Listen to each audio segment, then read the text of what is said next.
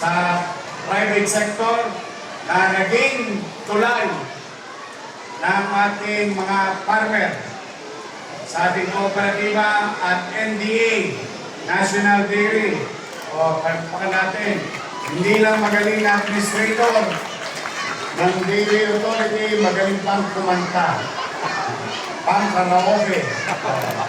Sa ating mga partners sa MDSW, ang Global Social Welfare headed by Director J. De La Fuente, at Manila Health Department Director Padilla.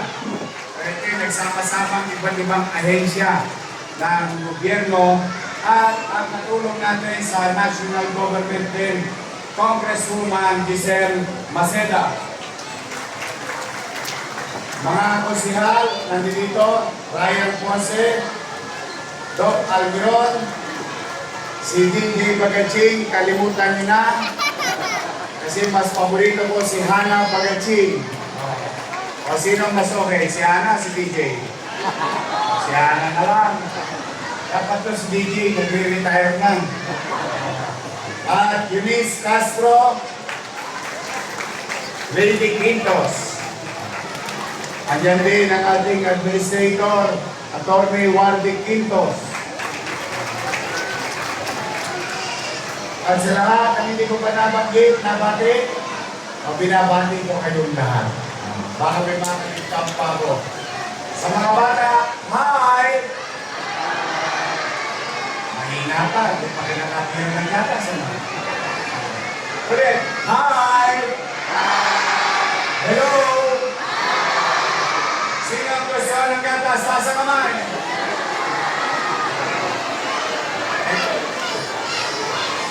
Ayun. Ang inyong pamahalang lungsod ay malinaw ang ating layunin. Walang batang maiiwan pagdating sa kalusugan, nutrisyon at inobasyon. Mano pa, at hindi na pwedeng itanggi at ikubli ang katatayuan ng ating bansa patungkol sa malnutrisyon ayon sa pag-aaral ng Department of Health. There is a great numbers of stunting in the country, and Manila is part of the country. The assumption is there is stunting and malnutrition in our city. So the best way to approach it is to confront it. Huwag nang ikubli, huwag nang itanggi, kaharapin natin, labanan natin. Bagamat limitado ang ating resources. Pero hindi yung pwede mag-ingat lang sa pamumuhunan para maging malusog ang inyong apo, masigla, at gumanda ang cookies. Cookies perlas kasi every other day merong gatas sa kanilang silid-aralan. Kaya hindi tayo itigil na patuloy na ipatupad ang nasimulan na natin Your Milk, na ngayon ay tatawagin natin Your Milk 2.0. Ibig sabihin, paano mag-aaral? Sa daycare. At yung mga nasa daycare, umakyat kumain ng baita, naging kinder, tuloy ang gatas nila.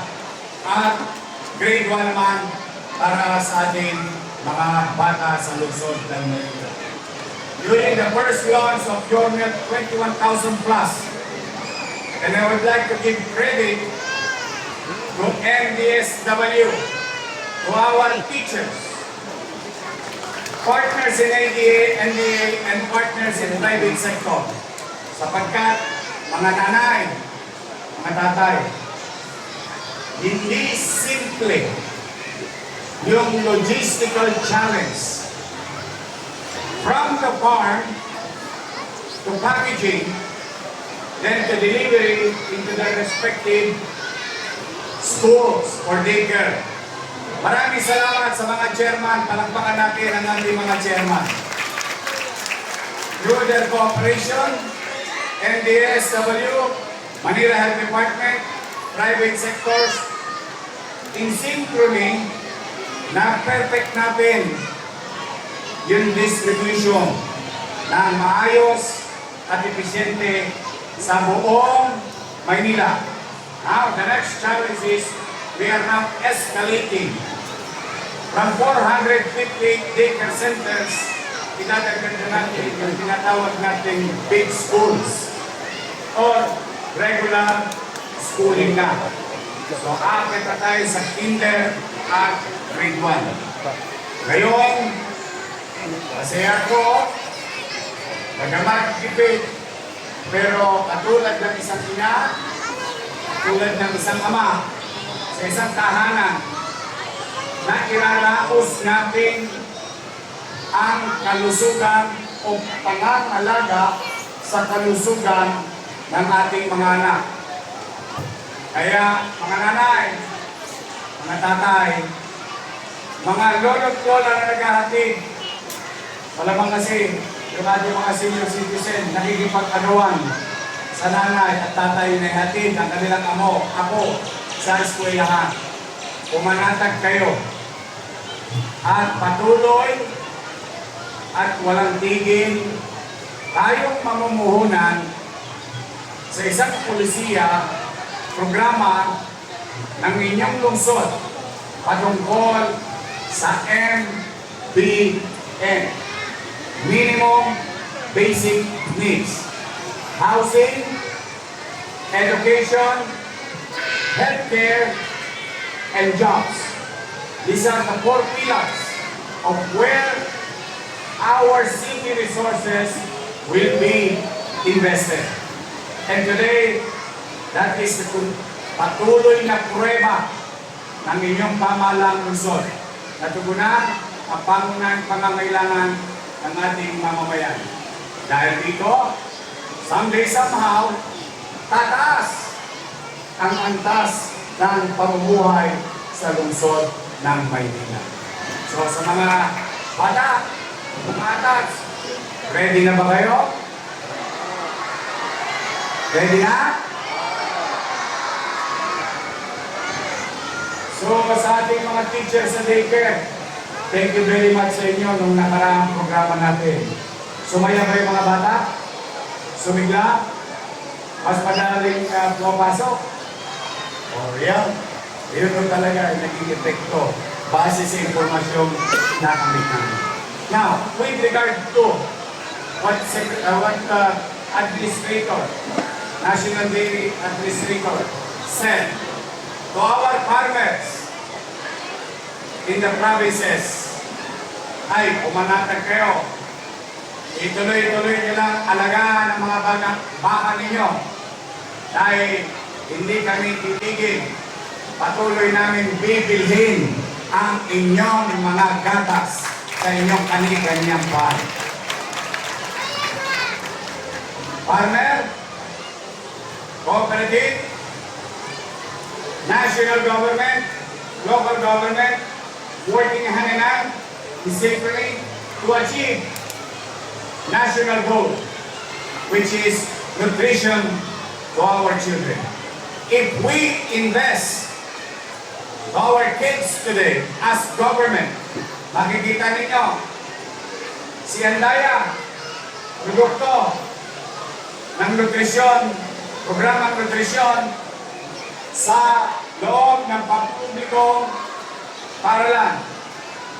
Baka mamaya, isa sa mga anak nyo, isa sa mga apo nyo, maging mayor din ng Maynila.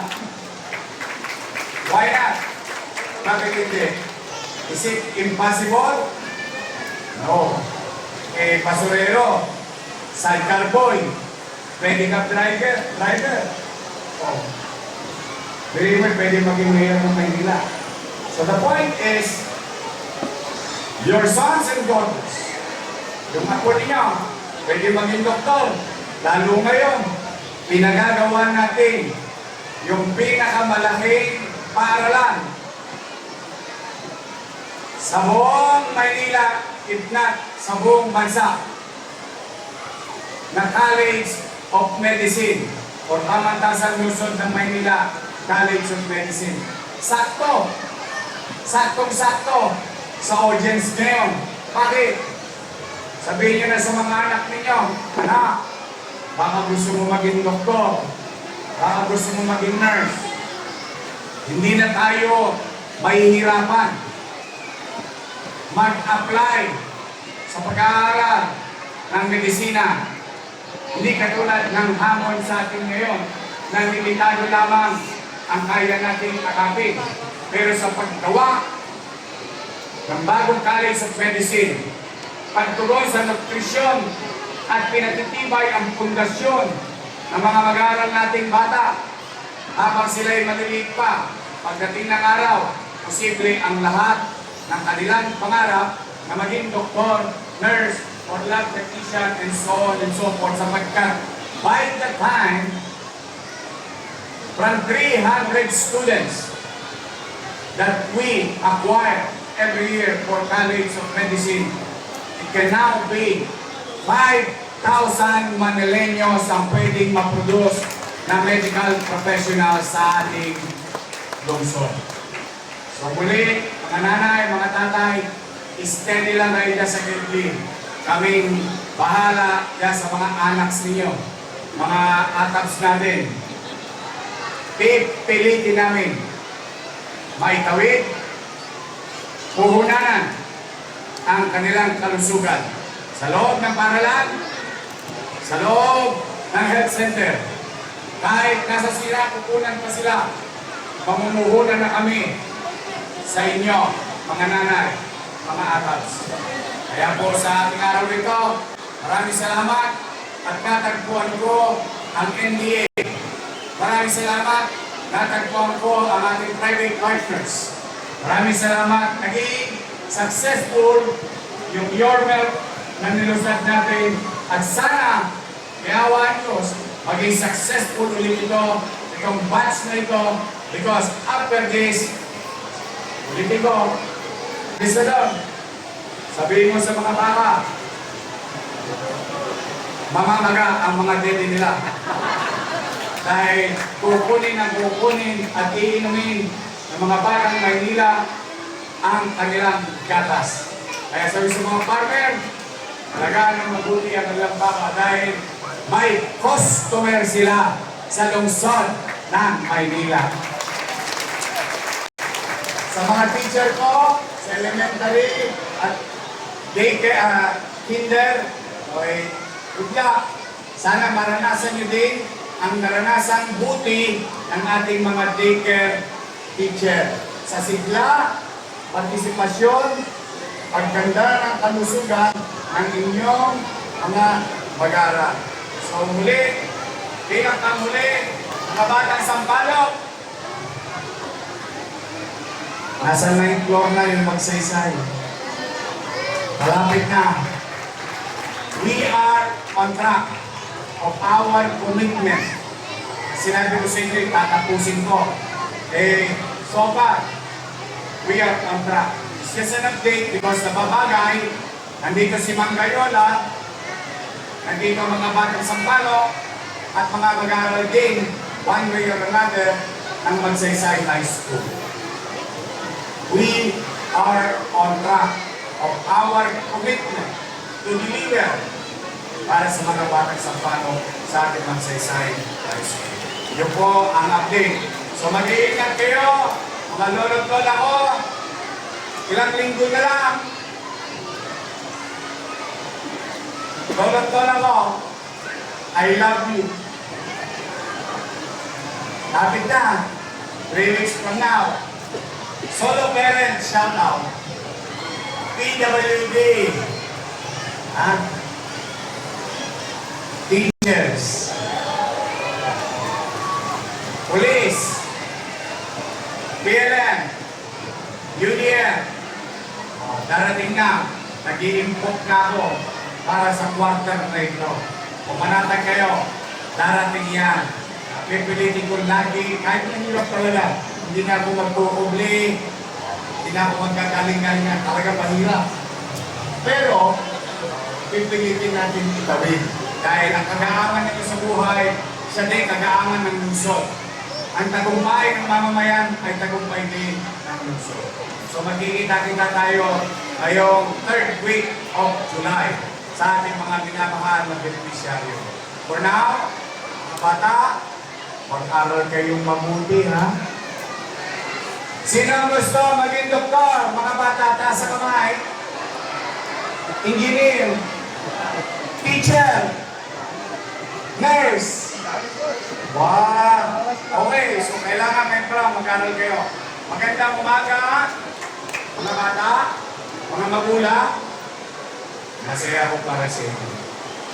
Bawas na ang postgas ninyo sa nutrisyon ng inyong anak. Sagot ng pamahalaan ng sobrang ngayon. Hindi po, maraming salamat sa pagkakataon at pagpalain nawa kayo ng buong may kapal. Manila! Thank you. Maraming